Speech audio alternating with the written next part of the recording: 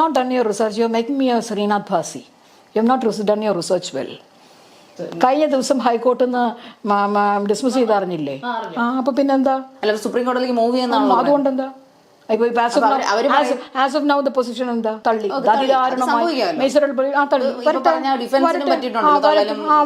വരട്ടെ. അപ്പൊ പിന്നെ നമ്മൾ അത് ഡിസ്കസ് ചെയ്യാം. ഇപ്പുറത്തെ സൈഡില് പത്തിലധികം എത്ര പ്രതികളാണ്? എത്ര പ്രതികൾ ഓർമ്മയില്ല. എന്തായാലും 10ലധികം പ്രതികൾ ഇപ്പോൾ ഓർമ്മ വരുന്നില്ല. 10 പ്രതികളുണ്ട്. ആ പ്രതികളും എല്ലാം പോരാടിക്കൊണ്ടിരിക്കുകയാണ്. നിങ്ങൾക്ക് ക്രിമിനൽ ട്രയലിനെ കുറിച്ച് അറിഞ്ഞുകൂടാത്തതുകൊണ്ടാണ്. ഈക്വൽ ഇമ്പോർട്ടൻസ് ആണ് പ്രതിഭാഗത്തിന്. നിങ്ങൾ ഈ മാധ്യമ ചർച്ചയിൽ ഇരുന്നുകൊണ്ട് സംസാരിക്കണ മാതിരി എൻ്റെ ഓഫീസിൽ എനിക്ക് ഒരിക്കലും ഇല്ല. She's one of my favourite actresses. എന്റെ കേസിൽ മെറിറ്റില്ല എന്ന് എനിക്ക് തോന്നിയതുകൊണ്ട് അവരുടെ മാനം വിറ്റിട്ട് ജീവിക്കുകയാണെന്ന് അങ്ങനെയൊന്നും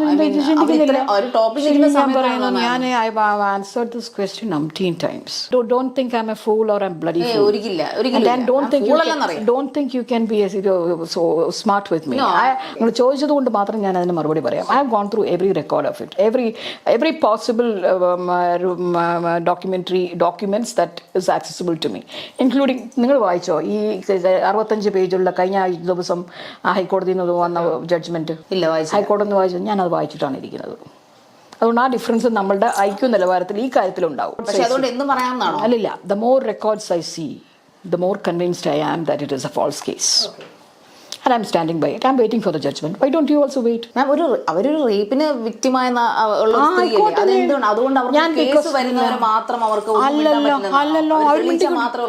അവര് മിണ്ടിക്കൊണ്ടിരിക്കുകയല്ലേ. ഇപ്പുറത്തെ സൈഡിൽ മിണ്ടരുതെന്ന്, ദിലീപിനോട് മിണ്ടരുതെന്ന് കോർട്ട് ഓർഡർ ഉണ്ട്. അങ്ങനെയുള്ള ഒരു കേസിൽ എന്ത് ചെയ്യണം? സർക്കാർ സംവിധാനം 5 വർഷമായിട്ട് ഈ കേസിന് വേണ്ടിയിട്ട് സർക്കാർ ഖജനാവിൽ നിന്ന് പണം മുടക്കിയിട്ട് ട്രയൽ നടക്കുകയാണ്. ആ സമയത്ത് സർക്കാരിന്റെ തന്നെ പൈസ ഉപയോഗിച്ചിട്ട് നടത്തുന്ന ഒരു ഇവന്റിൽ കൊണ്ടുപോയി അവളെ അപരാധിക്കുക. എന്ത് പേര് അറിഞ്ഞു? മുഖ്യമന്ത്രി ഉണ്ടായിരുന്നില്ല ചടങ്ങില്. നമ്മുടെ സർക്കാരും ജനങ്ങളും അവരെ അംഗീകരിക്കുന്നു. ആരെ അംഗീകരിച്ചത്? ഏത് സർക്കാർ അംഗീകരിച്ചത്? രഞ്ജിത്തിന് രേവതിയോടും ബീന വേണുവിനോടും ഒക്കെ തോന്നിയ കമ്പത്തിന്റെ പുറത്ത് വിളിച്ചോണ്ട് വന്നതാണ് ആ പെണ്ണിനെ. പിന്നെ അത് പറഞ്ഞല്ലോ, 2 ദിവസം കഴിഞ്ഞിട്ട് ദിലീപിനെ ഫേവർ ചെയ്തുകൊണ്ട് അവനെന്തോ സംസാരിക്കണ്ടായിരുന്നല്ലോ. ഇതൊക്കെ ഇവരൊക്കെ ഫ്രണ്ട്സ് ആയിരുന്നില്ലേ? നിങ്ങൾ എന്താ അത് മനസ്സിലാക്കാത്തത്?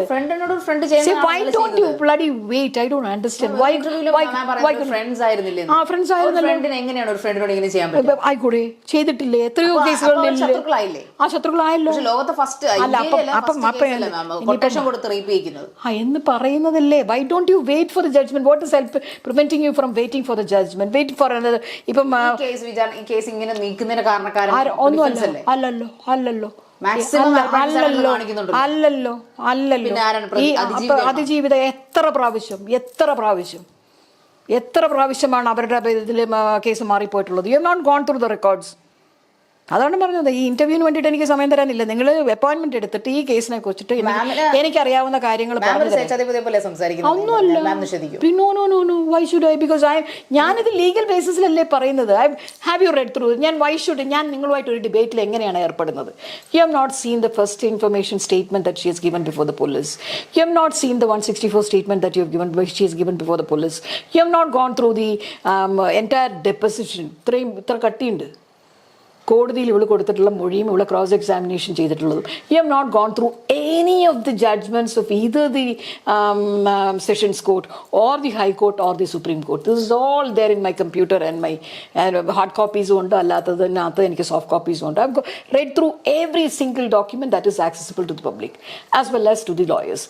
ഞാൻ ഈ പറയുന്ന ഈ ഡെപ്പോസിഷൻ ഉൾപ്പെടെ ഞാൻ വായിച്ചിട്ടാണ് ഇരിക്കുന്നത്.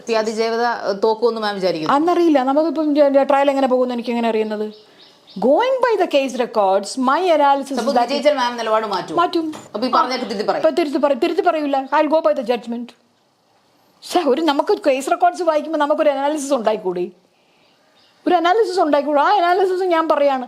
അതൊന്നും വായിക്കാതിരുന്ന അനാലിസിസ് വേറൊരു ഭാഗത്ത് ഇരുന്നുകൊണ്ട് മറ്റു ഭാഗത്ത് നിന്നുകൊണ്ട് ഇവിടെ ശരിയാണെന്ന് പറയുമ്പം ഇത് ശരിയല്ല എന്ന് കേസ് റെക്കോർഡ്സ് വായിച്ചതിന്റെ ബേസിസിൽ ഞാൻ പറയുമ്പോൾ നിങ്ങൾ എന്തിനാണ് അത് റെസ്ലെസ് ആക്കുന്നത്? എന്തുകൊണ്ട് ഡിഫൻസ് മാം ക്രിട്ടിസൈസ് ചെയ്യാത്തത്? അതിജീവിതം ക്രിട്ടിസൈസ് ചെയ്തതുപോലെ പറഞ്ഞോണ്ടിരിക്കുകയല്ലേ? ഡിഫൻസിനെ കുറിച്ച് ഞാൻ വേറെ ഇന്റർവ്യൂ നിങ്ങൾ ചോദിക്കാത്തതുകൊണ്ട് ഞാൻ പറഞ്ഞില്ല. ദിലീപിനോട് ഞാൻ സംസാരിച്ചു. ഈ അടുത്ത കാലത്ത് ഞാൻ സംസാരിച്ചിട്ടുണ്ട്. കഴിഞ്ഞ മേ ബി ഒരു ലെസ് ദാൻ എ ഇയർ ആയിരിക്കണം എൻ്റെ ഓർമ്മ ശരിയാണെങ്കിൽ. കമ്മ്യൂണിക്കേറ്റ് ചെയ്യുന്നുണ്ട്. എന്താ കുഴപ്പം?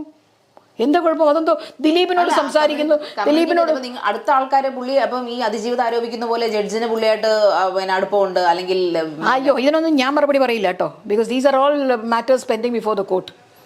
നിങ്ങളിപ്പോൾ പറഞ്ഞത് ശരിയാണെങ്കിൽ ഇവിടെ സുപ്രീം കോർട്ടിൽ ഇതും കൊണ്ട് പോവുകയാണ്. അവിടെ കൺസിഡർ ചെയ്യേണ്ട കാര്യം നിങ്ങൾ എന്നോട് ചോദിച്ച് മനസ്സിലാക്കണം എന്തിനാ? Why don't you read the judgment? I can give you a copy of the judgment. You read and study.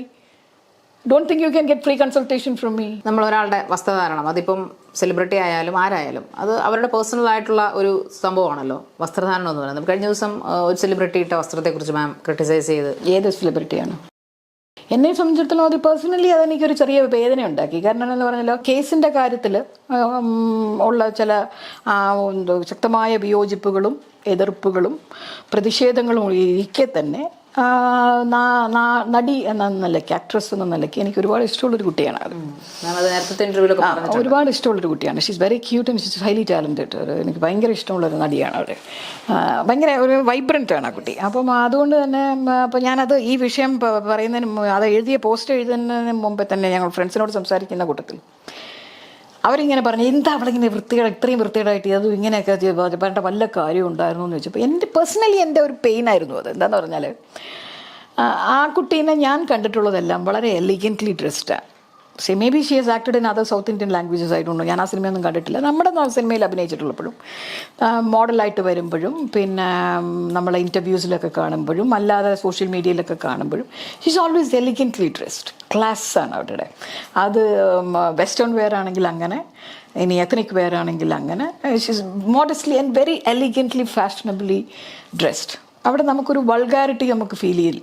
എനിക്കിതുവരെ തോന്നിയിട്ടില്ല. അത് എനിക്ക് ഭയങ്കര ഇഷ്ടമാണ് അതൊക്കെ കൊണ്ട് തന്നെ. അപ്പം അങ്ങനെയുള്ളൊരു ഈ ഒരു പരുവത്തിൽ ഞാൻ കണ്ടപ്പം എനിക്കൊരു പ്രയാസം തോന്നി. ആ പ്രയാസമാണ് ഞാൻ അതിനെ അങ്ങനെ ആ രീതിയിൽ എഴുതി വെച്ചത്. അതിനെ ഞാൻ എഴുതുമ്പം എനിക്ക് എന്താണ് അതിൻ്റെ പിന്നിലുണ്ടായിരുന്നെന്നുള്ള കാര്യം എനിക്ക് വ്യക്തമാണ്. ഞാൻ അവരെ ബിലിറ്റിൽ ചെയ്യാനൊന്നും ഞാൻ ഉദ്ദേശിച്ചിട്ടില്ല. ഞാൻ അതിനകത്ത് എഴുതിയതും അങ്ങനെയാണ്. അത് ഞാൻ ഇതിന് മുൻപേ അവരുടെ വയറുഭാഗം എങ്ങനെയായിരിക്കുമെന്ന് പ്രസ്യൂം ചെയ്യാനൊരു ഓപ്പർച്യൂണിറ്റി എനിക്ക് ഉണ്ടായിട്ടില്ല. ബിക്കോസ് ദാറ്റ് അത്രമേൽ ഭംഗിയായിട്ടും സുന്ദരമായിട്ടുമാണ് അവരെ ഒരുക്കിക്കൊണ്ട് നടന്നിരുന്നത്. അപ്പം ആ വേഷത്തിൽ അവരെ കണ്ടപ്പോൾ ഞാൻ കുറച്ച് ഡിസപ്പോയിൻറ്റഡായി, കുറച്ച് പെയിൻ്റായി. ആ പെയിൻ്റെ പുറത്തുനിന്ന് ആ ഒരു വിഷമം, ഉള്ളിലൊരു വേദന തോന്നിയപ്പം അതും എൻ്റെ തന്നെ ലേഡി ഫ്രണ്ട്സ് പലരും എന്ത് വൃത്തിയായിട്ടാണ് അവൾ, എന്തിനാണ് ഇങ്ങനെ എന്തൊരു വേഷമല്ലേ എന്നൊക്കെ പറഞ്ഞ് കേട്ടപ്പോൾ തോന്നിയ ഒരു വേദനയുടെ പുറത്ത് അങ്ങനെ എഴുതി വെച്ചതാണ്. ഇങ്ങനെയാണെന്ന് പ്രസ്യൂം ചെയ്യാതിരുന്നത് ഞാൻ മാത്രമാണോ, അതിന് കൂടുതൽ ഭംഗി ഉണ്ടായിരുന്നെങ്കിലും തോന്നിപ്പോയത് എനിക്ക് മാത്രം എന്ന് എൻ്റെ പ്ലാറ്റ്ഫോമിൽ ഞാൻ പറയുമ്പം അതെടുത്തു കൊണ്ടുപോയിട്ട് എൻ്റെ സംഗീത ലക്ഷ്മണയുടെ വയറിനെ കുറിച്ചിട്ട്, ഞാൻ സിനിമാ നടിയല്ല, എനിക്കത് തുറന്ന് കാണിക്കേണ്ട കാര്യവുമില്ല. ഞാൻ ഗ്ലോബൽ വിസ എടുക്കാൻ പോയിട്ടുമില്ല, പോകുന്നുമില്ല. അപ്പം അതിനെ എന്നെ പേഴ്സണലായിട്ട് അറ്റാക്ക് ചെയ്യുമൊക്കെ ചെയ്തപ്പം അതിന് വേറൊരു മറുപടി എന്നോണം പഴയ എൻ്റെ ഒരു ഫോട്ടോ എടുത്ത് വെച്ചിട്ട് സാരിയിൽ ഉടുത്തപ്പം ഉള്ളൊരു ഫോട്ടോ, എൻ്റെ അനിയത്തി വേറെ ഉണ്ടായിരുന്നു, എൻ്റെ അനിയത്തി ചീത്ത വിളിച്ചിട്ട് നേരത്തെ എഴുതിയിരുന്നൊരു പോസ്റ്റിലെ ഫോട്ടോ എടുത്ത് കൊണ്ടുവന്നിട്ട് അവിടെ പോസ്റ്റ് ചെയ്ത് അതൊരു പഴയ ഫോട്ടോ എടുത്ത് വെച്ചിട്ട് വയറ് കാണുന്ന പോർഷൻ ഞാൻ മനഃപൂർവ്വം പോസ്റ്റ് ചെയ്തു. അത് സ്കിൻ ടൈറ്റ്. അതൊക്കെ ഇതൊക്കെ നമ്മുടെ പേഴ്സണൽ ഫ്രീഡം അല്ലേ? ഇതൊക്കെ എന്തിനാണ് നിങ്ങൾ കൺഫ്രണ്ട് ചെയ്യുന്നത്?